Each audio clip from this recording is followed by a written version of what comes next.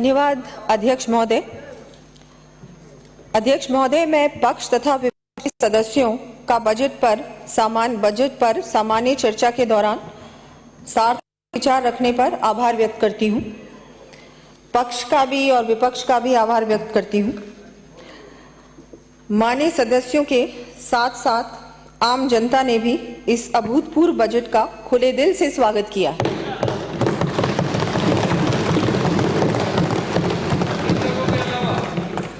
उस पर मैं बाद में आऊंगी। साथ ही मैं अपने विपक्ष के साथियों, विशेषकर राजाखेड़ा, चोमू, रानीवाड़ा तथा पाली से आने वाले माननीय सदस्यों का भी धन्यवाद करना चाहूंगी, जिन्होंने दलगत राजनीति से ऊपर उठकर इस बजट की प्रशंसा की है।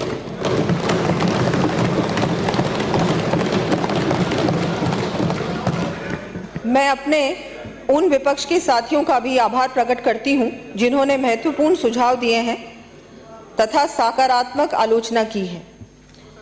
हमारे बिल्कुल हैं, अभी नेता प्रतिपक्ष ने बहुत सारे सुझाव दिए। ये सुझाव आप पहले ही दे देते जब आपकी सरकार थी, शायद कुछ बदल जाता, कुछ अच्छा हो जाता, प्रदेश की जनता को इतना नुकसान नहीं उठाना पड़ता, ये वित्तीय स्थिति नहीं होती जो हमको मिली है। अब वो तो हो सकता है शायद ही। अब इन सुझावों को ध्यान में रखते हुए प्रदेश को विकास की नई ऊंचाइयों पर ले जाने का भरपूर प्रयास करेंगे। बजट का मात्र विरोध करने वाले सदस्यों के लिए भी मैं कहना चाहूंगी, मुखालिफत से मेरी शख्सियत संवरती है, मैं विरोधियों का बड़ा एहतराम करती हूं।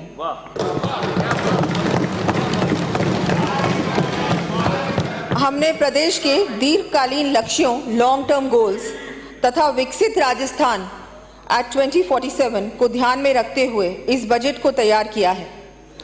राज्य के विकास में आम नागरिकों की भागीदारी को ध्यान में रखते हुए तथा बजट को सभी वर्गों, क्षेत्रों के लिए समावेशी बनाने के लिए आमजन एवं संगठनों को सुझाव आमंत्रित किए गए थे।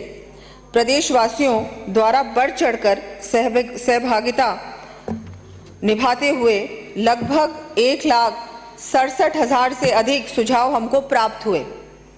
साथ ही हमारे द्वारा माननीय मुख्यमंत्री महोदय की अध्यक्षता में प्रदेश के विभिन्न महत्वपूर्ण स्टेक होल्डर्स यथा महिलाएं, स्वयंसेवी संस्थाओं, किसानों, उद्योगपतियों, व्यापार मंडलों, कर्मचारियों आदि संगठनों के साथ प्री बजट कंसल्टेशन मीटिंग्स आयोजित की गई थी। मुख्य रूप से रोजगार, आधारभूत संरचना, ग्रामीण विकास, कृषि, शिक्षा, स्वास्थ्य आदि से संबंधित सुझाव प्राप्त हुए। हमने इन सभी सुझावों का संबंधित विभाग से परीक्षण करवाकर इन सुझावों पर सकारात्मक कार्रवाई कर यथासंभव बजट में समावेशित किए जाने का प्रयास किया है।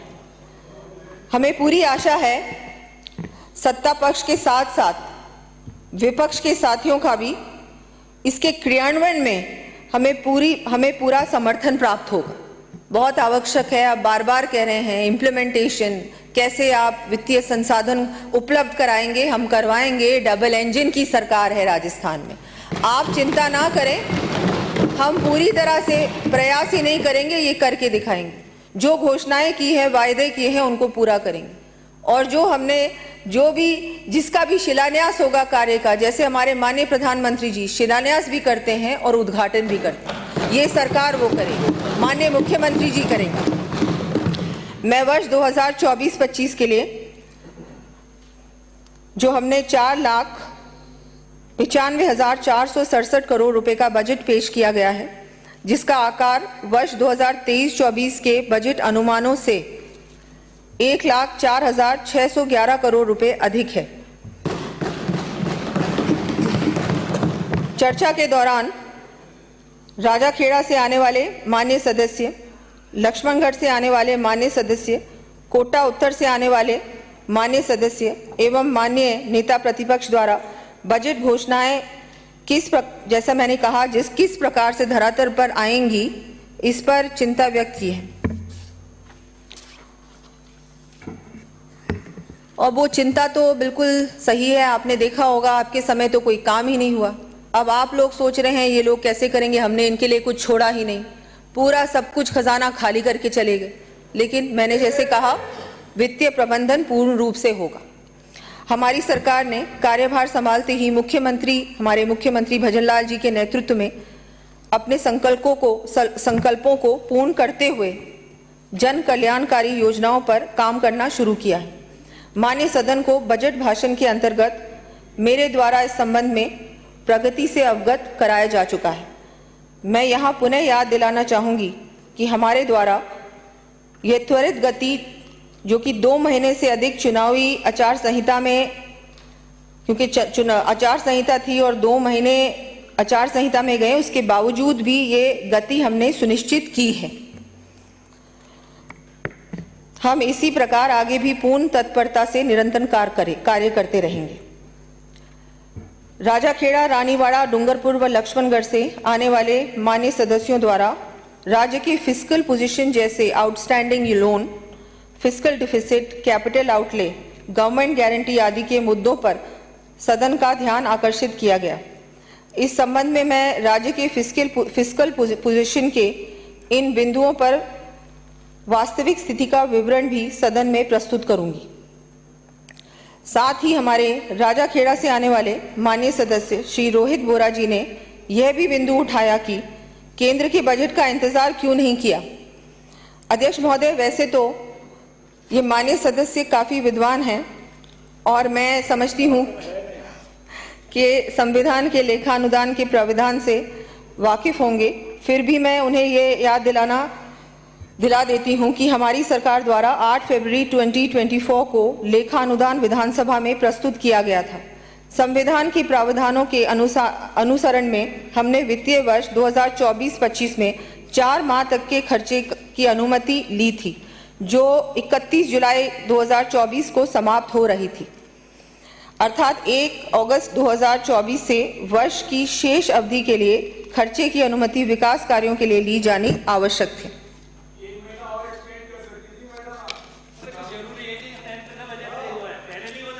मान्य सदस्यों को यह भी ज्ञात है कि केंद्र सरकार द्वारा उनके लेखानुदान में राज्यों को विभिन्न केंद्रीय परिवर्तित योजनाओं, केंद्रीय करों में हिस्सा राशि इत्यादि के बजट अनुमान वर्ष 2024-25 के दर्शाए गए हैं। उस आधार पर ही इन आंकड़ों को राज्य के परिवर्तित बजट में शामिल किया है। अब तो माननीय सदस्यों को उनके प्रश्न का उत्तर भली भांति मिल गया होगा। इससे भी अधिक आश्चर्य इस बात का है कि गत सरकार में अपनी वरिष्ठता के कारण संसदीय कार्य को संभालने वाले कोटा उत्तर से आने वाले मान्य विधायक इस मान्य सदन में प्रश्नों के उत्तर सहित विधायी कार्य के संबंध में सरकार एवं माननीय मुख्यमंत्री महोदय के अधिकारियों एवं दायित्वों के ऊपर बेमतलब की टिप्पणी करके अपने अनुभव का प्रदर्शन करते हैं, क्योंकि बहुत बार अधिकारियों पे और सब पे बिना किसी वजह के झूठ, हाँ, उससे उनकी शायद इनएक्सपीरियंस दिखता है। झूठ कहने लगे, सच से बचने लगे, हौसले मिट गए, तजर्बा रह गया। राजाखेड़ा से आने वाले मान्य सदस्य द्वारा इस चर्चा में बहुत समय तक केंद्र सरकार पर टिप्पणी की जाती है। बहुत बार उन्होंने केंद्र सरकार की बातें कही, ना केवल उन्होंने, वैसे बहुतों ने कही, पर विशेषकर उन्होंने कही। प्रदेश की जनता की बात करने की बजाय केंद्र सरकार पे ही चर्चा की। इससे ऐसा लगता है कि शायद इनको सांसद बनना था। मेरा विनम्र आग्रह है कि बजाय केंद्र पर बेमतलब टिप्पणी के स्थान पर आप प्रदेश से जुड़ी समस्याओं के बारे में बात करें। ये बर्दाश्त नहीं करूंगा मैं। आपके आगे से ध्यान रखो। बोलिए। माननीय सदस्य द्वारा ये बिंदु भी उठाया गया कि केंद्र सरकार से जो CRF, PMGSY इत्यादि का पैसा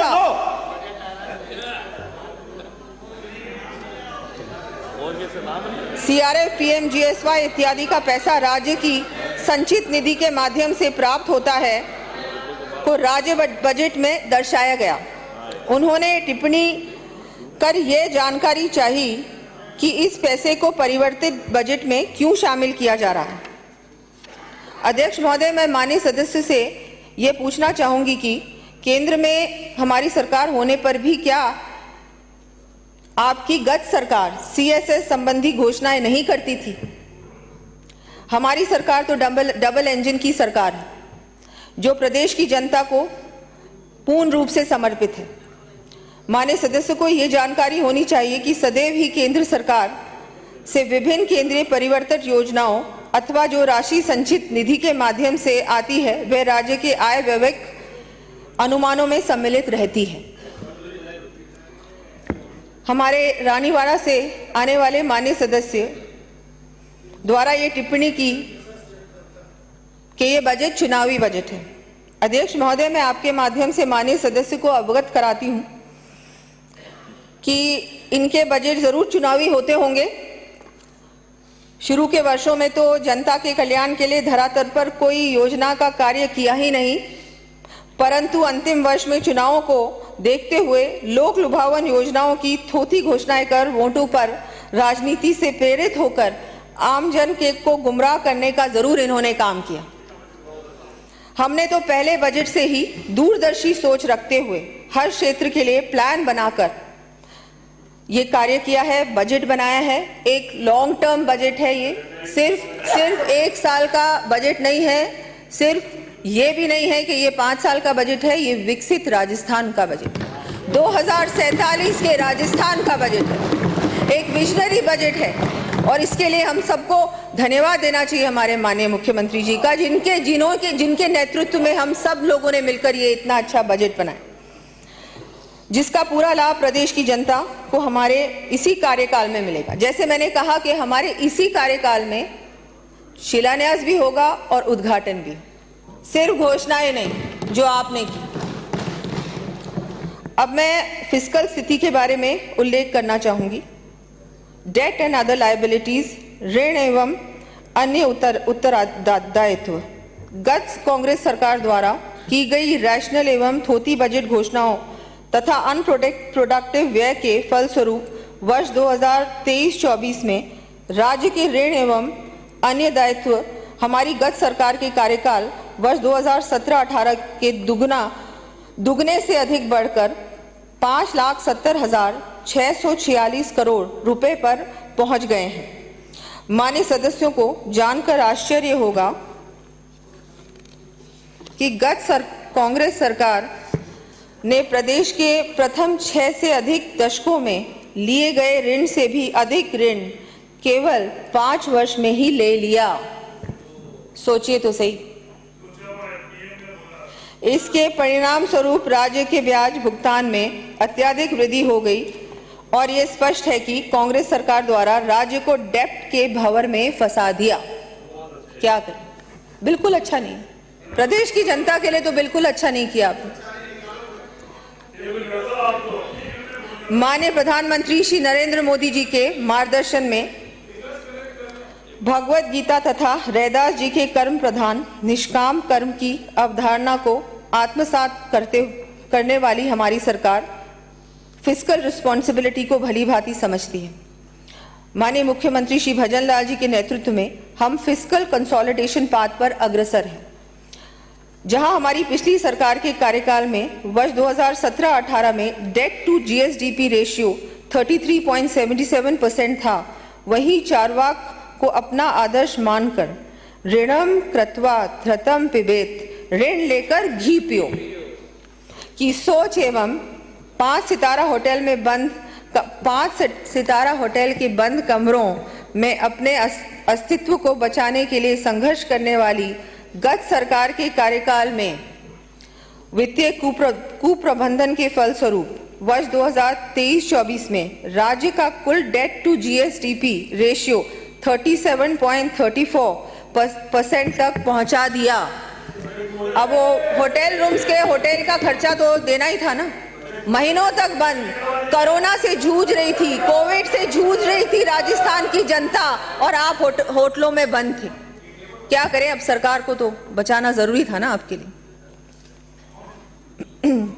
हमारे द्वारा अपने प्रथम पूर्ण बजट में ही डेट टू जीएसडीपी रेशियो में कमी करते हुए इसे 35.97% तक सीमित रखने का प्रयास किया है तथा हम इसी पथ पर चलने के लिए कटिबद्ध हैं। मुझे अत्यधिक अचरज हुआ कि जिस पार्टी की सरकार के मुख्यमंत्री तथा उप मुख्यमंत्री में संवादहीनता हो, बात ही नहीं करते हो, उप मुख्यमंत्री को मंत्रिमंडल छोड़ना पड़े, उस पार्टी के अग्रणी नेता लक्ष्मणगढ़ से आने वाले हमारे माननीय विधायक हमारी सरकार में संवाद की स्थिति तथा कोऑर्डिनेशन को लेकर झूठी चिंता व्यक्त करते हैं। आप हमारी चिंता ना करें, आप तो अभी भी वही लड़ाई लड़ रहे हैं, सब लोग वही लड़ाई लड़ रहे हैं। आप हमें अपने काम पे छोड़ें, हम अच्छा काम करके दिखाएंगे। उन्हें अभी से ही हमारी इस डबल इंजन की सरकार में राज्य एवं केंद्र के अच्छे रिश्ते, आपको तो इससे भी समस्या हो रही है कि अब इनको तो कोई समस्या होगी नहीं, ये तो सारे ही वित्तीय संसाधन केंद्र से भी ले आएंगे, वहां से भी इनको बहुत सहयोग मिलेगा। तो आपकी चिंता समझ में आती है, बिल्कुल है, सही है। आप लोगों ने अपनी पार्टी के अंदर बहुत संघर्ष किया, अब क्या करें। हम लोग तो काम करने आए हैं, राजस्थान की जनता ने अवसर दिया। उन सहित विपक्ष के सभी माननीय विधायकगण से अनुरोध व अपेक्षा करूंगी कि वे ऐसी निर्थक बातों में समय जाया न करें, प्रदेश की जनता के कल्याण में हमारा सहयोग करने का प्रयास करें।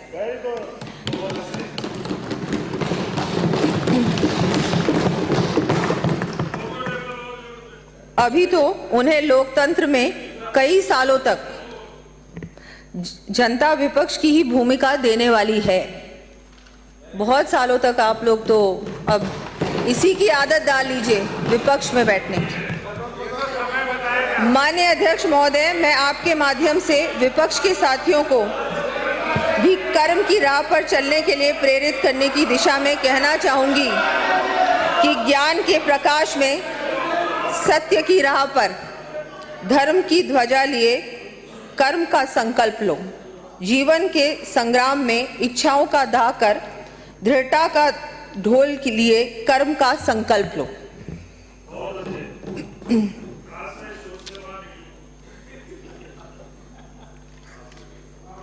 आप अपनी बात कीजिए ना, आपने क्या किया 5 साल।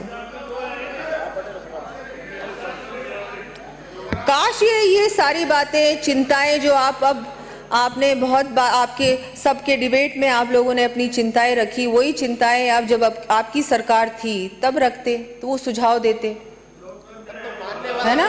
तब मानने वाला भी कोई नहीं था और सुनने वाला नहीं था, मानने वाला नहीं था, क्या करें। अध्यक्ष महोदय, मैं आपके माध्यम से सदन को पुनः अवगत कराना चाहती हूं कि हमारे द्वारा राज्य के टैक्स व नॉन टैक्स रेवेन्यू में एफिशिएंसी बढ़ाने के लिए प्रक्रियाओं का सरलीकरण, ऑटोमेशन के साथ ही फेसलेस मैनेजमेंट की व्यवस्था प्रारंभ किए जाने से ट्रांसपेरेंसी आने के साथ ही रेवेन्यू कलेक्शन में वृद्धि होनी सुनिश्चित है। विपक्ष के माननीय सदस्यों ने राज्य में जीएसटी संग्रहण के बारे में भी संशय व्यक्त किया है। जैसे कि सर्वविदित है कि जीएसटी एक कर प्रणाली पर आधारित इनडायरेक्ट टैक्स प्रणाली का सबसे बड़ा सुधार है। प्रारंभिक वर्षों में केंद्र द्वारा राज्य में राजस्व वृद्धि 14% से कम होने की दशा में उसकी क्षतिपूर्ति भी की गई।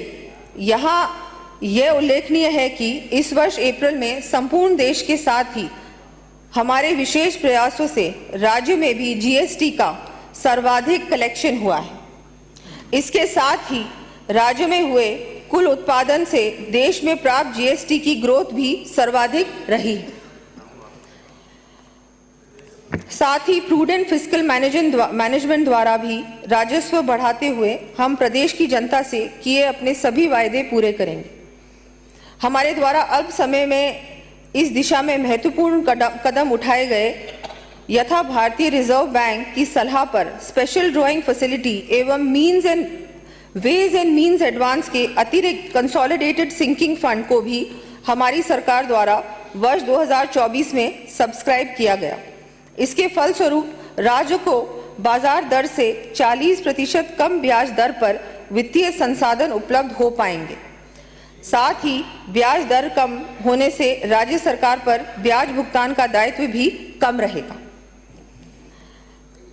इससे एक और राज्य की विकास के लिए संसाधनों की उपलब्धता सुनिश्चित हुई। वहीं दूसरी ओर ट्रेजरी बिल्स में निवेश से इंटरेस्ट के रूप में आय की प्राप्ति हो रही है। हमारे इस कुशल प्रबंधन से वित्तीय वर्ष 2024-25 में लगभग 150 करोड़ रुपए की बचत अपेक्षित है। इस तरह हमारी सरकार दीर्घकालीन डेब्ट के संबंध में हॉलिस्टिक एवं पर्सपेक्टिव प्लानिंग के आधार पर समुचित कदम उठा रही है। जबकि कांग्रेस सरकार के एडहॉक फिस्कल पॉलिसी मेजर्स के कारण राज्य की अर्थव्यवस्था लगभग डेट ट्रैप की स्थिति में आ गई थी। इन्होंने वही छोड़ा हमारे लिए, लेकिन उसके बावजूद भी बहुत अच्छी प्लानिंग के साथ ये बजट भी तैयार किया गया है। वित्तीय संसाधन भी सारे उपलब्ध होंगे और काम भी बहुत अच्छा होगा। मान्य सदस्यों को जानकर प्रसन्नता होगी कि डबल इंजन की हमारी सरकार के प्रयासों से प्रदेश को केंद्र सरकार से इंफ्रास्ट्रक्चर डेवलपमेंट के लिए लगभग 2000 करोड़ रुपए की अतिरिक्त राशि गत वित्तीय वर्ष के अंत में प्राप्त हो सकी। इंफ्रास्ट्रक्चर डेवलपमेंट के लिए हम लोगों को इसी गत वित्तीय वर्ष में 2000 करोड़ रुपए केंद्र से प्राप्त हुए हैं। ये बहुत बड़ी उपलब्धि है। इससे आधारभूत संरचनाओं के निर्माण के साथ ही राज्य के विकास में भी तेजी आएगी।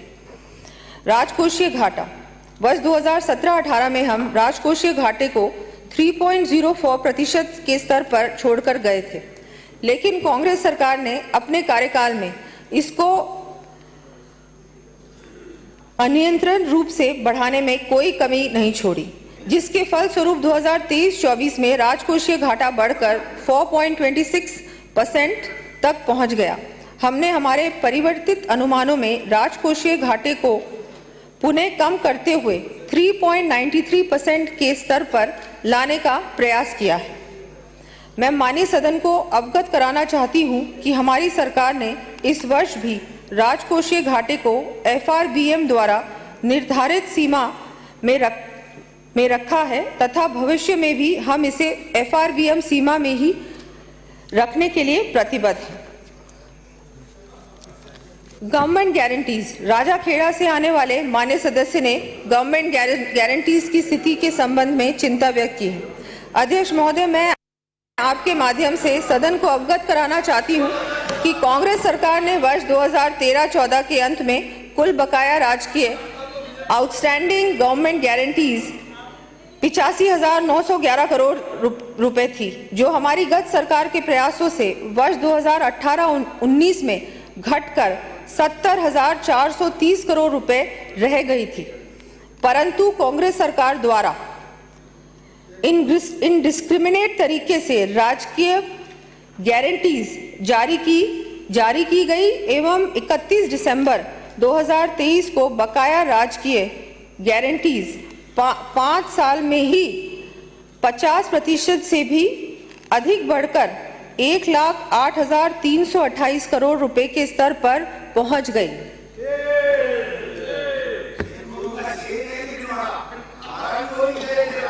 हमारी सरकार राजकीय पर सोच अलग है, विजन अलग है। हमारी सरकार राजकीय गारंटीज FRBM द्वारा निर्धारित सीमा में ही देने के साथ ऑल्टरनेट ऑप्शंस भी एक्सप्लोर कर रही है। केंद्र सरकार के सहयोग से इस संबंध में हम वर्ल्ड बैंक एवं ADB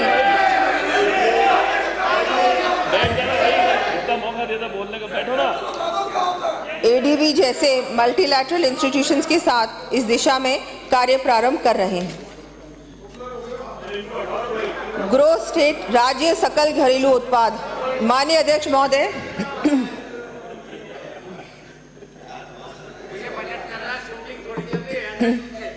माननीय अध्यक्ष महोदय, मुझे ये बताते हुए अत्यंत प्रसन्नता है कि हमारी सरकार के द्वारा अल्प अवधि में ही कुशल वित्तीय प्रबंधन के साथ ही राज्य की अर्थव्यवस्था को सुदृढ़ करने के फलस्वरूप गत सरकार के कार्यकाल में दिसंबर 2023 तक जीएसडीपी की वृद्धि दर जो कि 11.58% थी, वह मार्च 2024 में बढ़कर 12.56% हो गई है। इसी प्रकार मैं सदन के सामने ये तथ्य प्रस्तुत करना चाहूंगी कि कांग्रेस सरकार के 5 वर्ष के कार्यकाल में जीएसडीपी में औसत वृद्धि दर 11.02% रही थी। यशस्वी प्रधानमंत्री जी के विजन एवं माननीय मुख्यमंत्री जी के एक्शन प्लान के दृष्टिगत हमारी सरकार द्वारा प्रस्तुत बजट में जीएसडीपी में वर्ष 2024-25 के लिए 16.53% वृद्धि दर का रोडमैप प्रस्तुत किया गया है। आप आंकड़े बता रहे थे तो मैं भी कुछ आंकड़े आपके सामने रख दूं। नेता प्रतिपक्ष महोदय, सुनो ना, सुना नहीं, काम की बात सुनी नहीं आपने। बिल्कुल सुनो ना, सुने नहीं आप। पूंजीगत व्यय, ये सर्वविदित तथ्य है कि पूंजीगत व्यय कैपिटल एक्सपेंडिचर पर अधिक राशि व्यय किए जाने से राज्य के औद्योगिक विकास को गति मिलने, जीएसडीपी में वृद्धि होने, रोजगार के अधिक अवसरों का सृजन होने, पर कैपिटा इनकम में वृद्धि होने के साथ ही प्रदेश का सर्वांगीण विकास सुनिश्चित हो सकेगा।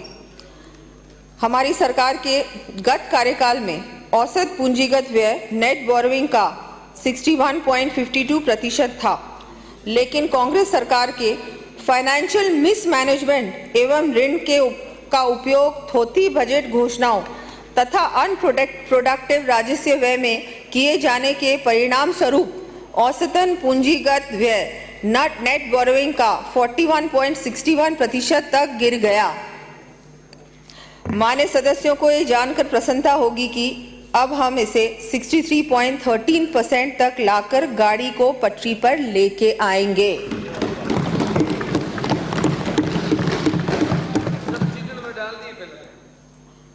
हमारी गत सरकार के कार्यकाल में जहां एवरेज कैपिटल आउटले जीएसडीपी का 2.54% था, वहीं कांग्रेस की रेवड़ी कल्चर के चलते वर्ष 2023-24 तक यह 1.75% के स्तर तक गिर गया। हमारी सरकार ने आधारभूत संरचनाओं एवं पूंजीगत कार्यों कैपिटल आउटले हेतु वर्ष 2024-25 में प्रावधान को बढ़ाकर 44,216 करोड़ रुपए प्रस्तावित किया है, जो कि जीएसडीपी का 2.48% है।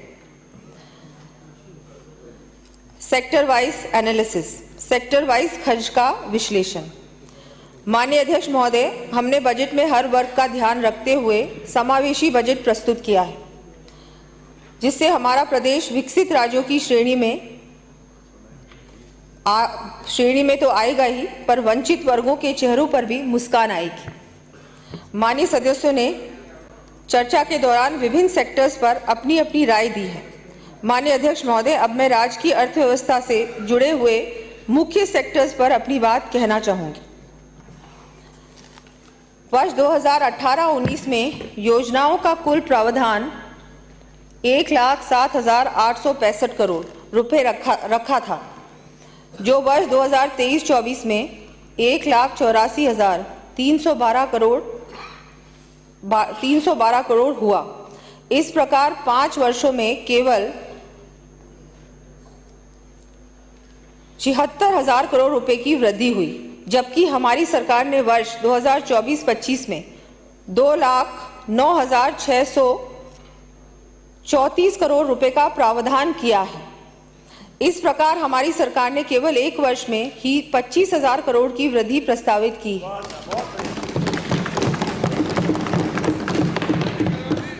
हमारी सरकार ने सामाजिक एवं सामुदायिक सेवाओं, जिसके अंतर्गत मूलभूत सेवाएं जैसे शिक्षा, चिकित्सा एवं पेयजल इत्यादि आती हैं, में वर्ष 2024-25 में स्कीम एक्सपेंडिचर में प्रतिशत की वृद्धि प्रस्तावित की है। मैं माननीय सदस्यों को कुछ प्रमुख क्षेत्रों में हमारे द्वारा की जा रही वृद्धि के बारे में अवगत कराना चाहूंगी। सड़कें 1655 करोड़ रुपए, पेयजल 3496 करोड़ रुपए, सिंचाई 2277 करोड़ रुपए, ऊर्जा 4490 करोड़ रुपए, चिकित्सा 3647 करोड़ रुपए, शिक्षा 7064 करोड़ रुपए, सामाजिक सुरक्षा व अन्य 4581 करोड़ रुपए, कृषि बजट 7600 करोड़ रुपए से अधिक।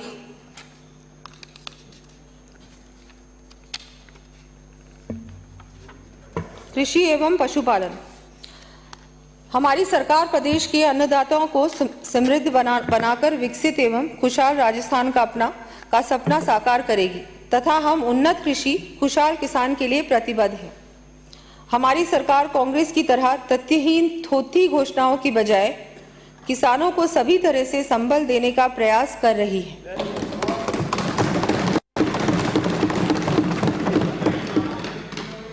हमारे द्वारा जो बजट प्रस्तुत किया गया है उसमें कृषक कल्याण एवं कृषि विकास हेतु 96,787 करोड़ 27 लाख रुपए का प्रावधान रखा है। 96,787 करोड़ 27 लाख रुपए का प्रावधान रखा है, जो कि कांग्रेस सरकार द्वारा वर्ष 23-24 में किए गए प्रावधान से लगभग 7,600 करोड़ रुपए अधिक है।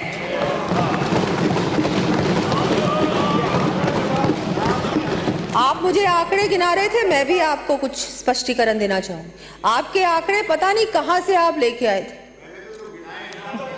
उसका जवाब है ना, उसका जवाब है,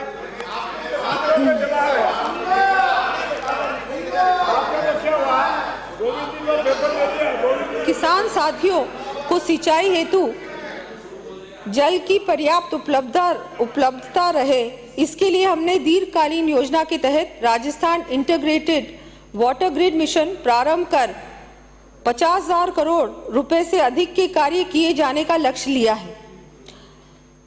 मैं यहाँ पिछली सरकार के बारे में कहना चाहूंगी कि कहीं भी पानी का नामो निशान नहीं, वह बैठे बैठे मगर कश्तियां बनाते रहते थे।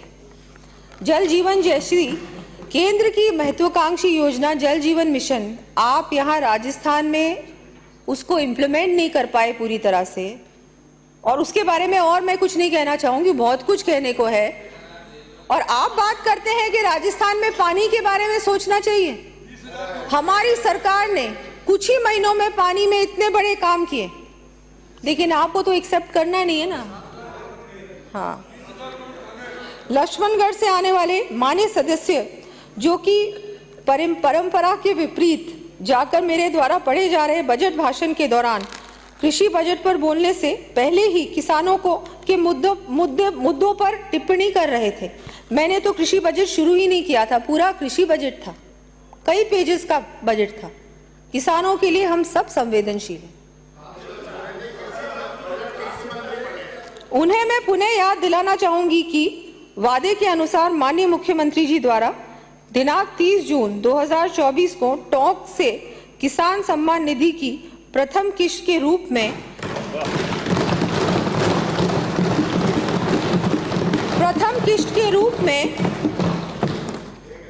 66 लाख किसान भाइयों को डीबीटी के माध्यम से किसान सम्मान निधि की अतिरिक्त राशि 650 करोड़ रुपए सीधे बैंक खातों में स्थानांतरित की। राजस्थान के इतिहास में ये पहली बार है जब हमारे प्रदेश के अन्नदाताओं को राज्य सरकार द्वारा इतनी बड़ी संख्या में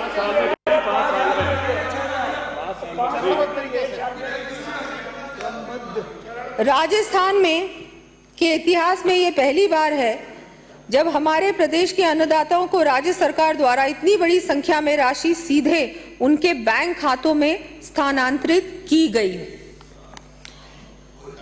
हमारे यशस्वी प्रधानमंत्री श्री नरेंद्र मोदी जी ने किसान कल्याण के लिए अनेक योजनाएं शुरू की, जिनका लाभ प्रदेश के किसानों को मिल रहा है।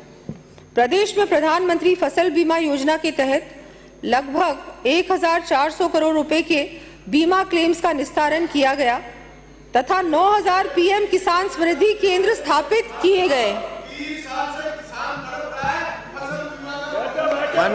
माननीय सदस्य, कांग्रेस सरकार माननीय द्वारा सदस्य, माननीय सदस्य, अरे माननीय सदस्य, माननीय सदस्य, कांग्रेस सरकार द्वारा पशुपालकों को राहत देने के लिए पशुओं के बीमा के ढोल तो बहुत बजाए, लेकिन अपने कार्यकाल में एक भी पशु का बीमा नहीं करवाया। एक भी पशु का बीमा आप मानते हैं, बिल्कुल एक्सेप्ट भी कर रहे हैं, बिल्कुल माननीय सदस्य एक्सेप्ट कर रहे हैं, बिल्कुल ऐसे ऐसे एक्सेप्ट करते जाइए, हम क्या करें। हमने न केवल दुधारू पशुओं गाय भैंस ही नहीं बल्कि अन्य पशुओं भेड़ बकरी ऊंट को शामिल करते हुए पशुधन बीमा का दायरा भी बढ़ाया है। भीनमाल से आने वाले माननीय सदस्य द्वारा गरीब किसानों के संबंध में चिंता व्यक्त की। उस संबंध में मैंने मेरे बजट भाषण में भी यही कहा कि आपके मिसमैनेजमेंट के कारण किसान ठगा सा महसूस कर रहा है। अच्छा है आपने अपनी नाकामी को स्वीकारा तो सही, बिल्कुल अच्छी बात है, बहुत जरूरी है, लेकिन ये स्वीकार हो नहीं, आप कर रहे हैं ना सपोर्ट।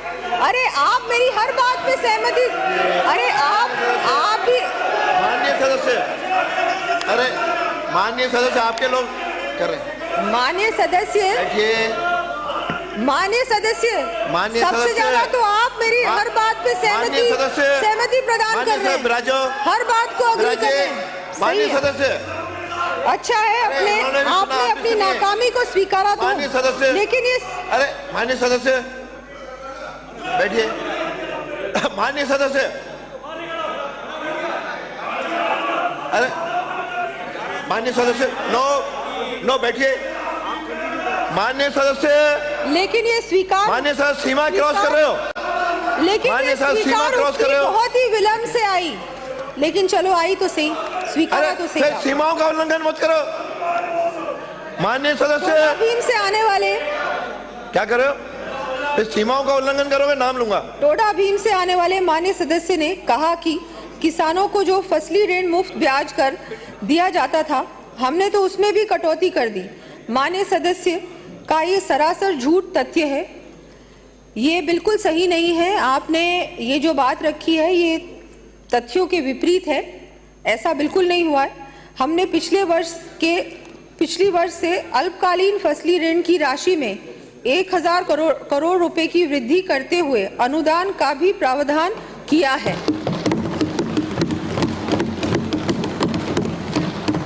साथ ही हमने पशुपालक साथियों के लिए गोपाल क्रेडिट कार्ड योजना भी प्रारंभ की है।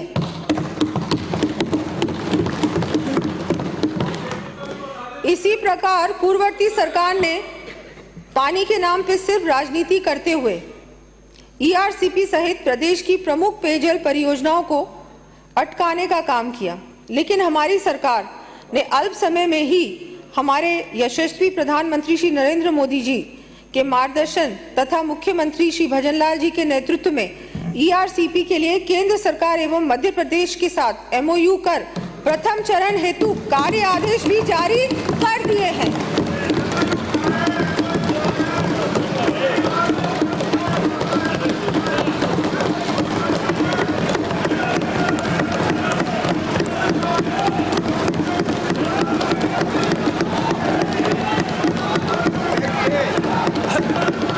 माननीय सदस्य बहुत हो गया, बहुत हो गया। माननीय सदस्य बैठिए, आप तो बैठिए, थोड़ा हो गया, बहुत है। साथ ही शेखावटी अंचल के लोगों की बरसों पुरानी मांग को पूरा करने के लिए यमुना जल समझौते के तहत केंद्र सरकार और हरियाणा सरकार के साथ त्रिपक्षीय समझौता किया जा चुका है।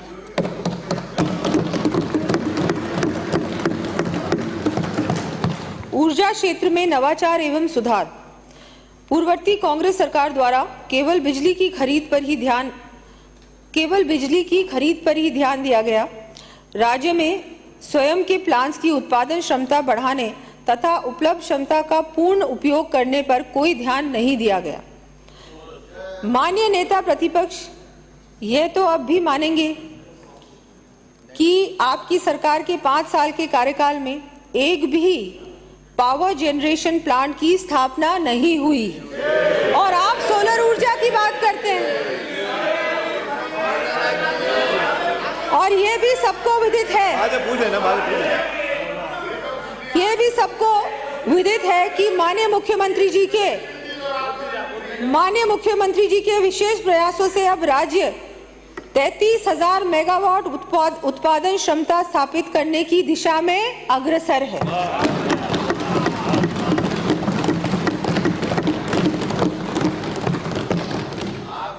इसके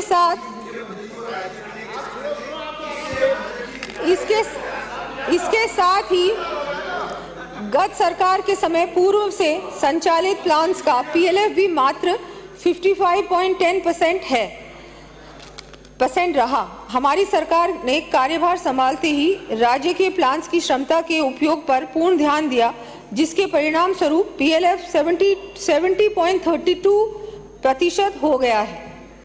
हमारी गत भाजपा सरकार ने केंद्र सरकार की उदय योजना को राज्य में वर्ष 2015 से लागू कर विद्युत कंपनियों के बकाया ऋणों की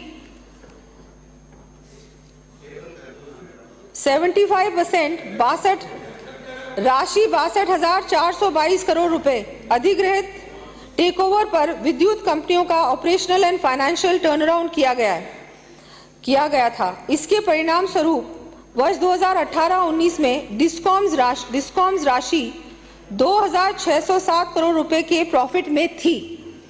तत्पश्चात कांग्रेस सरकार की ऊर्जा क्षेत्र में अदूरदर्शी नीतियों के फलस्वरूप प्रदेश की डिस्कॉम्स एवं ऊर्जा क्षेत्र को अत्यंत दयनीय स्थिति में पहुंचा दिया। इसी का परिणाम रहा कि वर्ष 2020-21 से डिस्कॉम्स पुनः घाटे की स्थिति में आ गए और दिसंबर 2023 तक डिस्कॉम्स का अक्यूमुलेटेड लॉस राशि 1,01,215 करोड़ रुपए व बकाया ऋण राशि 91,767 करोड़ रुपए हमें विरासत में मिले। इतना घाटा। हमारी सरकार ऊर्जा क्षेत्र में निरंतर नवाचार के लिए प्रतिबद्ध है। हमारी सरकार द्वारा विगत कुछ समय में ही इस संबंध में केंद्र सरकार के विभिन्न पीएसयू से एमओयू किए जाकर उनको धरातल पर लाने का काम शुरू कर दिया है, जिससे राज्य में सबको निर्बाध बिजली मिल सकेगी और साथ ही डिस्कॉम्स की आर्थिक स्थिति भी सुधरेगी। विपक्ष के माननीय सदस्यों द्वारा तथ्यों को तोड़ मरोड़ के रखने की श्रृंखला में बायतू से आने वाले सदस्य ने कहा कि कैप्टिव पावर प्लांट्स पर लगने वाले विद्युत शुल्क इलेक्ट्रिसिटी ड्यूटी समाप्त कर दी गई। यह मैं पुनः स्पष्ट करती हूं कि इसमें कैप्टिव पावर प्लांट्स पर लगने वाले विद्युत शुल्क को समाप्त नहीं किया गया है। मात्र कैप्टिव पावर प्लांट्स के ऑक्सिलरी एनर्जी कंजम्पशन वाले भाग पर लगने वाले विद्युत शुल्क इलेक्ट्रिसिटी ड्यूटी को ही समाप्त किया गया है। लगता है माननीय सदस्य ने पूर्व में ध्यान से पूरी बात नहीं सुनी हो। सुनी भी नहीं आप लोगों ने, पढ़ी भी नहीं, जो मर्जी है आप बोलते गए। बोलने के लिए बोलना पड़ता है, समझ में आता है, बोलना ही है। विपक्ष है, आप बोलेंगे। माननीय अध्यक्ष महोदय, कांग्रेस सरकार द्वारा किसानों को दिन के समय 2 बार बिजली ये उछल के बोलने की जरूरत नहीं है। I will name you. आज मुझे मजबूरन बाहर निकालने के लिए कहना पड़ेगा। मिस्टर बोरा, माइक यू, तीसरी बार कह रहा हूं, और अब की बार यदि इस तरह किया तो मैं तुरंत बाहर भेजने के मजबूर होऊंगा। माननीय अध्यक्ष महोदय, कांग्रेस सरकार द्वारा किसानों को दिन के समय 2 बार बिजली उपलब्ध कराने की घोषणा की गई, परंतु उस पर अमल नहीं किया गया।